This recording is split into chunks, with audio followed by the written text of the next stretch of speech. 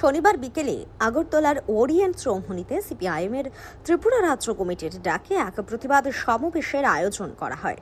মূলত কাজ, বকেয়া মজুরি, খাদ্য সহ জনস্বার্থ সংশ্লিষ্ট বিভিন্ন দাবি এবং সন্ত্রাসবাদ, সাম্প্রদায়িকতা ও বিভাজনের বিরুদ্ধে সিপিআইএমের ত্রিপুরা রাজ্য কমিটির এই প্রতিবাদ সভার আয়োজন।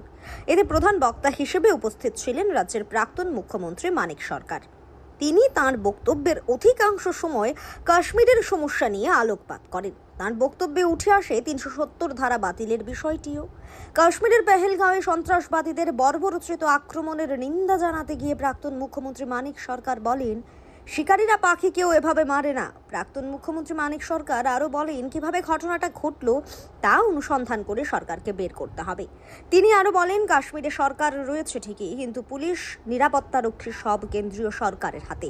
এতে ক্ষমতা যদি হাতে না থাকে, তাহলে কাশ্মীরের নির্বাচিত সরকার ঠুঁটো জগন্নাথের মতো। কাশ্মীরের আভ্যন্তরীণ জটিল রাজনৈতিক পরিস্থিতি, আইন শৃঙ্খলার যে উত্থান পতন ঘটছে, তাতে রাজ্যের নির্বাচিত সরকার ক্ষমতার সীমাবদ্ধতা থাকা সত্ত্বেও গণতান্ত্রিক মর্যাদা দিয়ে কেন্দ্রীয় সরকারের সঙ্গে বসে খোলামেলা আলোচনা করে বিষয়গুলো উপলব্ধি করে এনে কার্যকরী পদক্ষেপ গ্রহণ করা উচিত। কিন্তু কেন্দ্রীয় সরকারের দিক থেকে যে ভূমিকা গ্রহণ করা উচিত, তা কাশ্মীরের নতুন সরকার গঠিত হবার পর আজ পর্যন্ত কেন্দ্রীয় সরকারকে সে ভূমিকা গ্রহণ করতে দেখা যায়নি।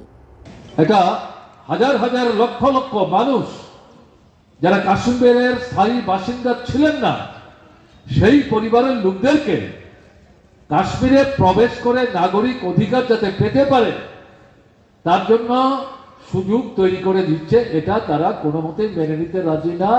এর প্রতিবাদে যতদূর যাওয়া দরকার ততদূর তারা যাবে, এই হচ্ছে তাদের মূল বক্তব্য। এবং এটাকে সামনে এনে এই আক্রমণটাকে তারা জাস্টিফাই করার চেষ্টা করছে। কোন মতেই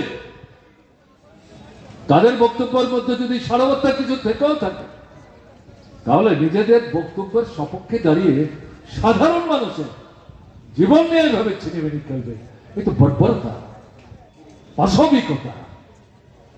শিকারী পাখিকেও এভাবে গুলি করে মারে না।